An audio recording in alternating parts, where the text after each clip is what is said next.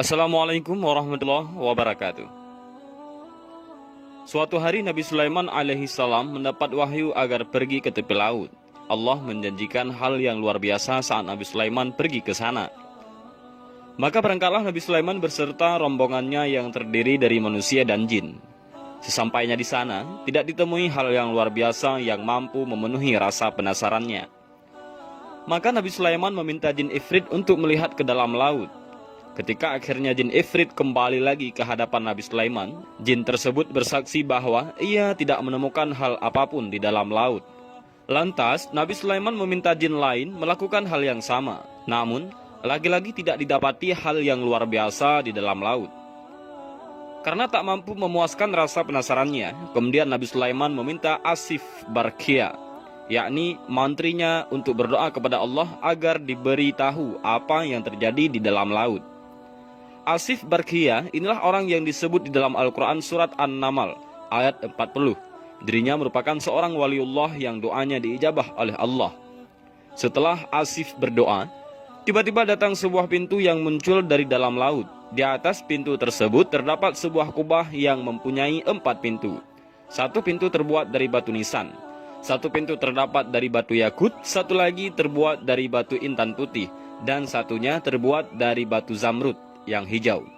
Saat keempat pintu tadi terbuka, tak ada satupun tetes air yang berasal dari dalamnya.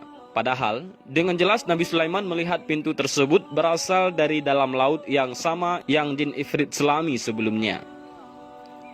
Di dalamnya terdapat seorang pemuda yang tengah melakukan sholat. Rupanya tampan, mengenakan pakaian yang serba putih, serta bersih badannya.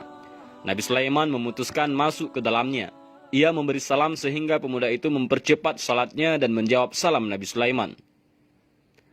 "Apa yang menyebabkan engkau berada di dasar laut ini?" tanya Nabi Sulaiman. "Wahai Nabiullah, sesungguhnya bapak saya adalah seorang laki-laki yang lumpuh. Sementara ibu saya adalah seorang wanita yang buta. Saya merawat keduanya selama 70 tahun dengan kasih sayang. Ketika ajal menjemput ibu saya berdoa, 'Ya Allah, panjangkanlah umur anakku dalam keadaan selalu bertakwa kepadamu.' Dan ketika ayah wafat, ia sempat berdoa, 'Ya Allah, tempatkanlah anakku ini di tempat yang tidak ditemukan oleh setan,' ujar pemuda itu. Keduanya terdiam hingga pemuda itu kembali berkisah. 'Sesudah saya memakamkan kedua orang tua saya berjalan-jalan ke tepi pantai hendak menghilangkan kesedihan.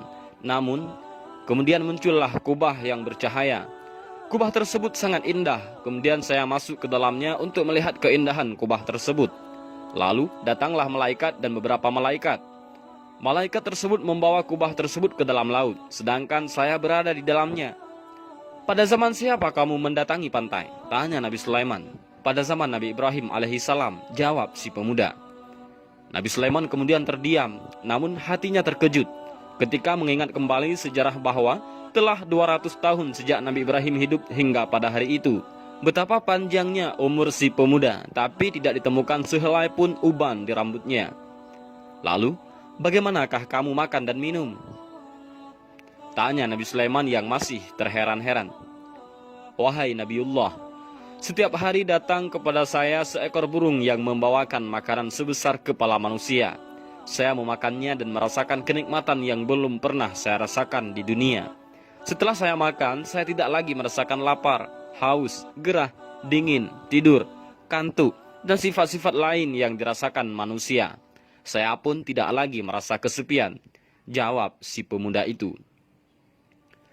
Nabiullah Sulaiman kemudian menawarkan pemuda itu dua pilihan, agar tinggal di istananya atau kembali ke tempatnya di Kubah. Tanpa ragu si pemuda memutuskan untuk kembali ke tempatnya.